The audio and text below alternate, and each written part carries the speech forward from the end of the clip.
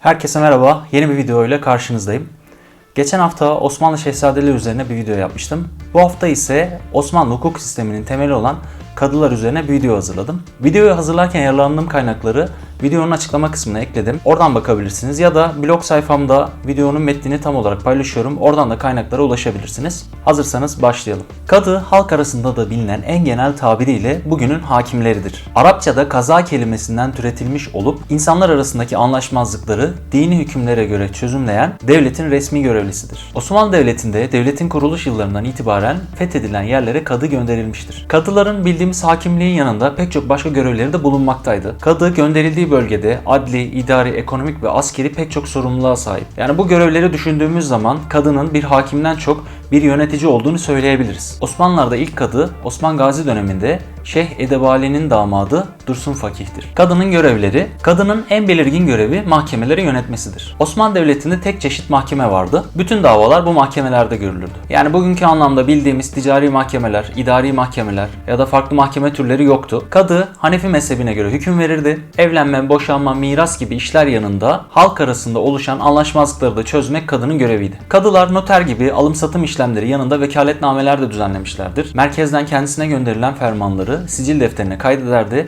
ve bu emirlerin uygulamasını gerçekleştirirdi. Savaş zamanında asker toplanması, İstanbul'a erzak gönderilmesi, vergilerin toplanması gibi işler de onun sorumluluğundadır. Vakıfları, tüccar ve esnaf loncalarını denetler, onların düzenli çalışmalarını sağlardı. Nahr denilen listeler yayınlayarak esnaf ve tüccarların sunacakları hizmetlerin bedelini belirlerlerdi. Bu listelerdeki fiyatların üstünde ürün satılması yasaktı. Hoş geldiniz Kadı Efendi. Kaça aldın bunu? 2 arşınlı 100 akçeye aldım. Kaça satarsın? 120 akçeye satarım. Zira kaliteli mallar bunlar. Her yerde bulunmaz. Sen kanunları bilmez misin efendi? Ha? 100 akçeye aldığın malı zinhar 110 akçeden fazlasına satamazsın.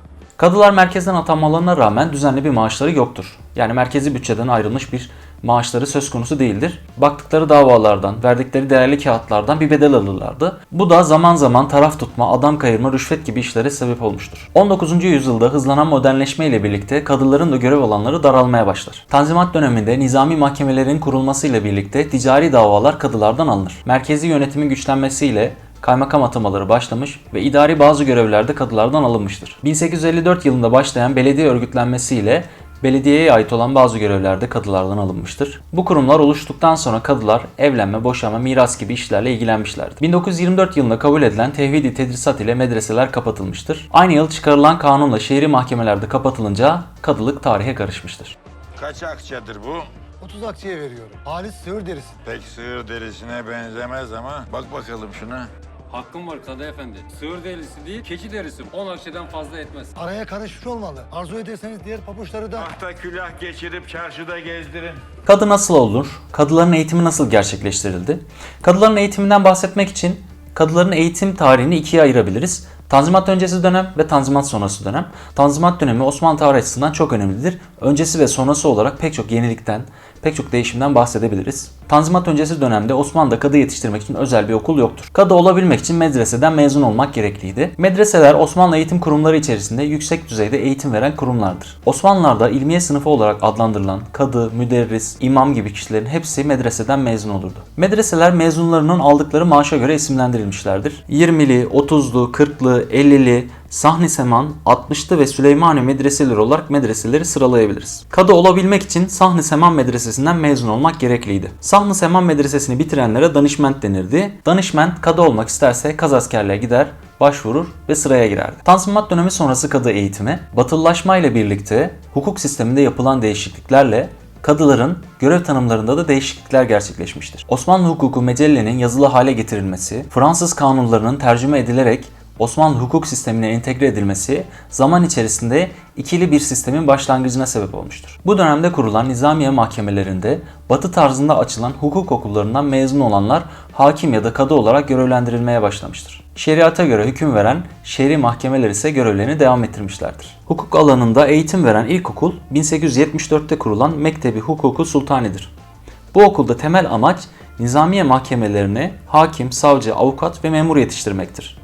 Bu yıllar ilk Osmanlı Anayasası Kanuni Esasi'nin ilan edildiği yıllardır. Mektebi Hukuki Sultani 1886 yılında Maarif Nezaretine devredilir. 1909 yılında fakülte olarak Darülfünun'a bağlanır. Okulun ismi Mektebi Kudat, daha sonradan ise Medresetül Kudat olarak değiştirilmiştir. Kudat, kadı kelimesinin çoğuludur. Medresetül Kudat kelimesindeki medrese kelimesinin medrese eğitimiyle aslında bir alakası yoktur. Oradaki medreseden kasıt yüksek eğitim anlamındadır. Kadıların atanmaları ve dereceleri: medreseden mezun olan danişment, kadı olmak için kazaskerliğe başvurur. Osmanlı Devleti idari olarak iki bölgeye ayrılmıştı: Anadolu ve Rumeli. Bu bölgelerin yöneticilerine de kazasker denilmiştir. İlgili bölgelerde kadı atamalarını kazasker gerçekleştirirdi. Bekleyen kişi sayısına göre, atama ihtiyacına göre bekleme süresi de değişmekteydi. Atanan kadı önce mülazemet olarak, yani stajyer olarak başka bir kadının yanına gönderilirdi. Belli bir süre burada çalışırdı. Bu süre 3 ile 5 yıl arasında değişmiştir. Mülazemetini tamamladıktan sonra İstanbul'a döner, atama için sırasını beklerdi. Tayini yapılan kadıya üzerinde padişahın da tuğrası olan bir berat verilirdi. Görevine başlaması için gönderilirdi. Kadıların çalışma süresi genelde 2 yıldı. Bu süre dolduktan sonra İstanbul'a gelir, bir sonraki çalışma yerlerini beklerdi. Kadı atamalarında zaman zaman adaletsizlikler olmuştur. 1599 yılında sıralarını bekleyen kadılar Padişah 3. Mehmet'e Eyüp ziyareti sırasında şikayette bulunmuşlardır. Anadolu kazaskeri Damat Muhyiddin Paşa'nın kadılıkları parayla sattığı, rüşvet aldığı, adam kayırma yaptığını söylemişler. Bunun üzerine padişah kazaskeri azleder ve yerine Ahizade Abdurrahman Efendi'yi tayin eder. Aday olan kadıların imtihan yapılmasını söyler. Osmanlı Devleti idari anlamlarda eyaletlere, vilayetlere, sancaklara ve kazalara bölünmüştü. Nüfus, ekonomik yapı, gelişmişlik gibi ölçütlere göre bölgeler arasında dereceler belirlenmiştir. Kadılar arasında bölgelere göre hiyerarşik olarak bir fark bulunmaktadır. 17. yüzyıldan itibaren kadılık için 5 farklı derece bulunmaktadır. Bu dereceler arasında kadılar bilgisine, görgüsüne ve birikimine göre terfi ettirilirdi. Kadıların çalıştıkları bölgelere mevleviyet denilmiştir. En alt basamak devriye mevleviyetidir. Kaza ve küçük şehirlerin kadılıklarıdır. İlk görev yeri genelde bu bölgeler olurdu. Adana, Ankara, Antep, Balıkesir gibi şehirlerdir. İkincisi mahreç mevleviyetidir. İkinci aşama kadılıklardır. Devriye mevleviyetinde tecrübe kazanan kadılar ya da Süleymaniye Medresesi müderrisleri doğrudan bu derece kadı olarak atılırdı. Mahreç mevleviyetleri şunlardır: Bağdat, Belgrad, Galata, Eyüp, Üsküdar, Manisa, Selanik, Sofya, Yenişehir, İzmir. Üçüncü aşama Bilad-ı Hamse kadılıklarıdır. Önceleri Bilad-ı Selase olarak Edirne, Bursa, İstanbul iken sonradan Bilad-ı Hamse olarak 5 kadılık olmuştur. Bunlar Edirne, Bursa, Şam, Mısır ve Filibe'dir. 4. Harameyn, Mekke ve Medine şehirleri kadılıklarıdır. Osmanlı Devleti her zaman Mekke ve Medine'ye kutsal topraklar gözüyle bakmış, onları diğer şehirlerden ayrı tutmuştur. 5. ve en yüksek kademe İstanbul kadılığıdır. İstanbul'da 4 kadılık bulunmaktaydı: Suriçi, Galata, Eyüp ve Üsküdar.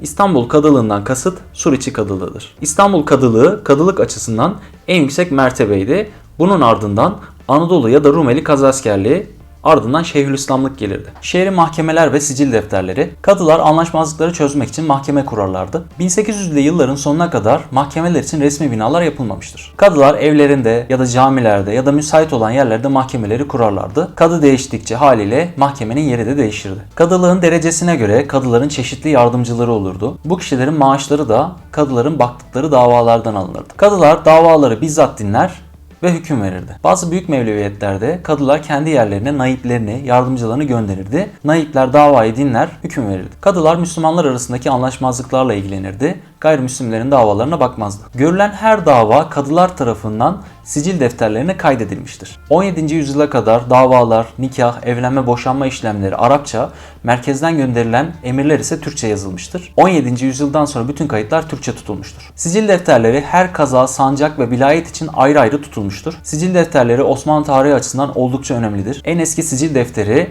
Bursa'ya ait olup 1453 yılına tarihlenmektedir. Bugün Milli Kütüphane'de, devlet arşivlerinde sicil defterleri bulunmakta. Hatta bunlar üzerine çok çeşitli araştırmalar yapılmaktadır. Sicil defterleri bölgenin, tarihinin, geçmişinin ve kültürel dokusunun aydınlatılması için gerçekten çok önemlidir. Gelelim son bölüme. Kadılarla ilgili genel bir değerlendirme ve kadılarla ilgili söylenmiş atasözleri ve deyimleri derledim. 18. yüzyılda merkezi idarenin zayıflamasıyla kadıların işlerine müdahaleler artmıştır. Bölgenin ileri gelenleri ekonomik anlamda güçlendikçe devletin otoritesi zayıflamıştır. Kadılar da bu dönemde yerel güçlerle anlaşmak zorunda kalmışlardır. 1826 yılında Yeniçeriliğin kaldırılması kadıları da etkilemiştir. Yeniçeri askerleri kadıların emri altında olduğundan kadıların nüfuzu etkilenmiştir. Sonraki yıllarda Efkaf nezaretinin kurularak vakıfların nezarete verilmesi, belediye teşkilatının kurulması, nizamiye mahkemelerinin kurulması kadıların görev tanımlarını daraltmıştır. Şehri mahkemeler evlenme, boşanma, miras taksimi gibi konularla ilgilenmişlerdir. Yüzyıllarca devam etmiş olan kadılık kültürümüze çeşitli açılarda izlerini bırakmıştır. Çok kullanılan o kadar kusur kadı kızında da olur gibi. Coğrafi anlamda da şehir isimlerimizi etkilemiş olup en bilineni İstanbul'da bulunan Kadıköy'dür. Yapılan bir çalışmada Türkiye'de yer alan çok sayıda köy, kasaba ve mahalle isminde kadı kelimesinin bulunduğu tespit edilmiş. Bunların yanında kadılarla ilgili çok sayıda atasözü ve deyim bulunmaktadır. Bu atasözleri içerisinde iyi ve hoş olanlar da var, yalnız çok eleştirel olanları da var. Bu atasözleri ve deyimleri derledim. Bir 15-20 tane var, üzerinde durmayacağım. Bir tanesinin üzerinde duracağım. Diğerlerini artık siz bakarsınız, yorum olarak ekleyebilirsiniz. Bahsetmek istediğim atasözü